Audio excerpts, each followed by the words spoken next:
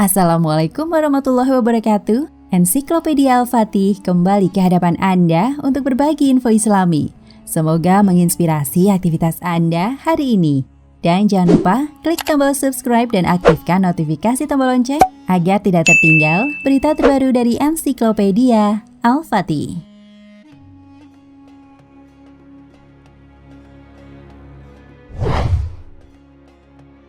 Berzina tidak hanya mendapat laknat Allah ketika di dunia, melainkan ketika dihisab di akhirat. Ketua PP Muhammadiyah Yunahar Ilyas menuturkan kisah Nabi Muhammad SAW ketika dihampiri seorang pemuda yang hendak berzina. Yunahar menjelaskan berdasarkan hadis, suatu ketika Rasulullah didatangi oleh seorang pemuda yang ingin berzina. Dia berkata, "Wahai Rasulullah, izinkan aku untuk berzina." Mendengar hal itu, orang-orang mencelanya dan berkata, "Cukup, cukup." Kemudian Nabi bersabda, "Suruhlah dia mendekat." Lalu pemuda itu pun mendekati Rasulullah hingga jaraknya dekat sekali, kemudian duduk.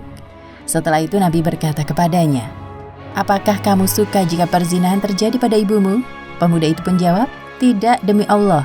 Nabi melanjutkan pertanyaannya, "Demikian pula orang lain, mereka tidak suka jika perzinahan terjadi pada ibu-ibu mereka." Nabi bertanya kembali, "Apakah engkau suka jika perzinahan terjadi pada putrimu?" Dia menjawab, "Tidak, demi Allah." Nabi menjawab, "Demikian pula orang lain, mereka tidak suka jika perzinahan terjadi pada putri-putri mereka." Nabi bertanya kembali, "Apakah engkau suka jika perzinahan terjadi pada saudara perempuanmu?" Pemuda itu menjawab, "Tidak, demi Allah." Nabi menjawab, "Demikian pula orang lain, tidak suka perzinahan terjadi pada saudara perempuan mereka." Nabi bertanya kembali, "Apakah engkau suka jika perzinahan terjadi pada saudara wanita ayahmu, bibi dari pihak ayah?" Pemuda itu menjawab, "Tidak, demi Allah." Nabi menjawab, "Demikian pula orang lain, tidak suka perzinahan terjadi pada bibi mereka." Nabi bertanya kembali, "Apakah engkau suka jika perzinahan terjadi pada saudara wanita ibumu, bibi dari pihak ibu?" Pemuda itu menjawab, "Tidak, demi Allah." Nabi menjawab, "Demikian pula orang lain, tidak suka perzinahan terjadi pada bibi mereka."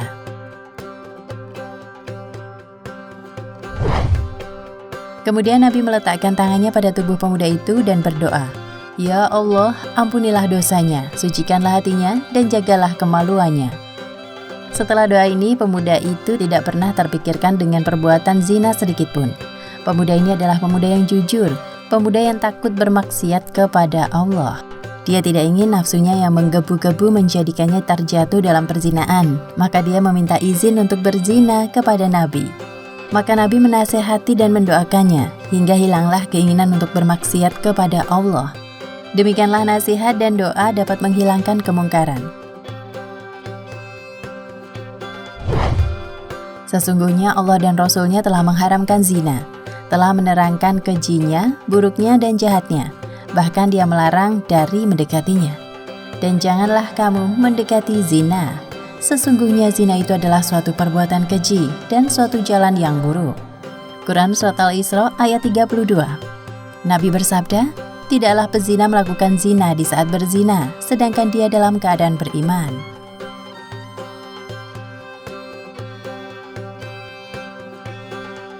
Nah pemirsa Ensiklopedia Al-Fatih, sampai di sini perjumpaan kita kali ini. Semoga menginspirasi.